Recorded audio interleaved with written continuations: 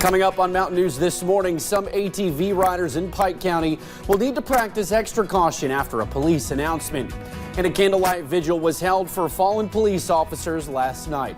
Plus, a toddler in Magoffin County is still missing this morning. We will have details on that just ahead.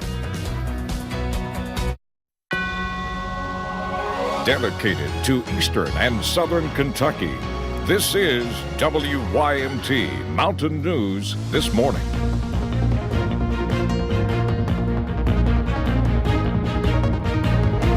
Good morning. It is 4:59 on Tuesday, May the 14th. I'm Will Puckett. Thank you for tuning in to Mountain News this morning.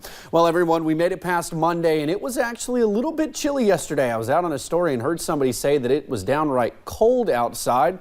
So let's bring Brandon in to see if we're going to see a little bit of relief and warmness on those temperatures. Brandon, good morning. Good morning, and I had to put some layers on yesterday, Will. Went doing a little bit of training for the upcoming 5K this weekend, and it was cold. So I had to put my layers on, and I'm sure a lot of folks dealing with the chill this morning as well. Let's go into live pinpoint Doppler radar, kind of take a scan of the skies, and not a whole lot going on. You see a little green there. It's ground clutter. Most of the moisture is over past Charleston, past Beckley there in West Virginia. Some fog issues, some visibility issues. Be careful of that dense fog down in the Cumberland Valley, I-75 and Lake Cumberland corridors. 41 Monticello, 50 Prestonsburg. That's the range this morning. So a normal day on the coffee meter. Getting close to a little extra down there in Lake Cumberland, but the out-the-door forecast features sunshine, a few clouds this morning, and then we'll see about 64 for a daytime high. Full forecast on the way here in just a few minutes. Will? All righty, Brandon. Thank you. Well, a 22-month-old Magoffin County toddler went missing from his home Sunday night and has not been seen since. Investigators and search crews are looking for Kenneth Howard. They looked for about 23 hours straight. And we are told the parents believe Kenneth may have walked out the back door of their home. Search teams had helicopters, drones with thermal cameras, canine search teams, off-road vehicles, and others searching on foot. After thoroughly searching the area, search crews say they are calling off the search until they receive new information from investigators. The dogs have done a tremendous job, plus ground. And so right now we just don't really have a clear idea. And if he's there in the area. Volunteers will continue searching the area for Kenneth. The boy's home is near the Floyd County line off of Highway 7. Police say what started out as a shoplifting case turned into a dangerous situation for employees of a Knox County store. Investigators say this man, 19-year-old Cameron Brummett, tried walking out of a shoe store without paying. When a store employee stopped him last week, deputies say Brummett pulled out a gun and said he would not give anything back. Brummett was eventually arrested and faces a charge of second-degree robbery.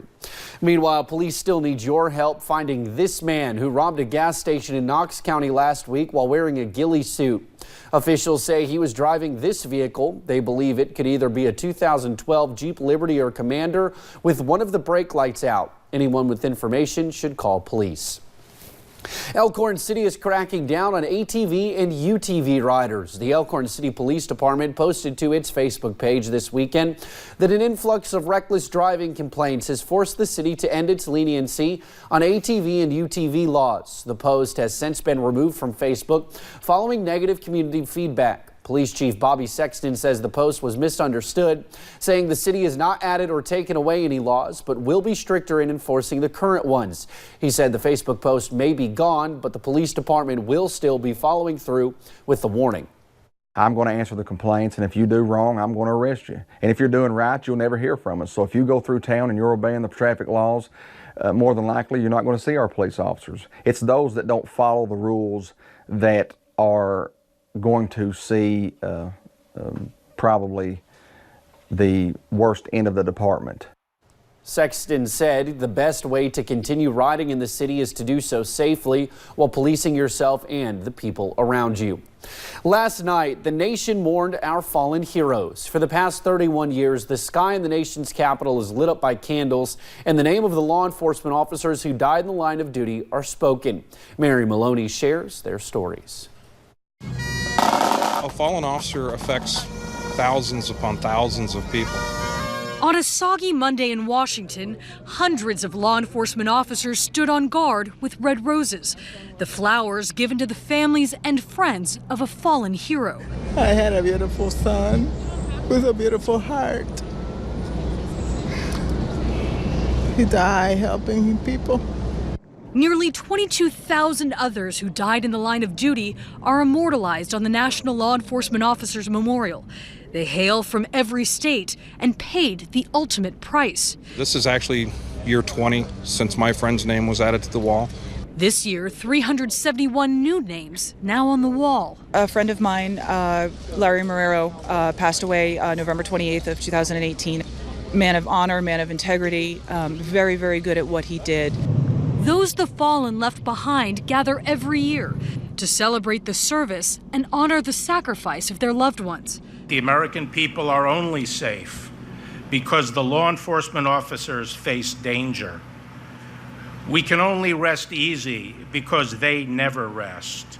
One by one, those new names are read. Arkansas. As candles light up the night sky, this crowd, about 30,000 strong, know they have an unshakable bond.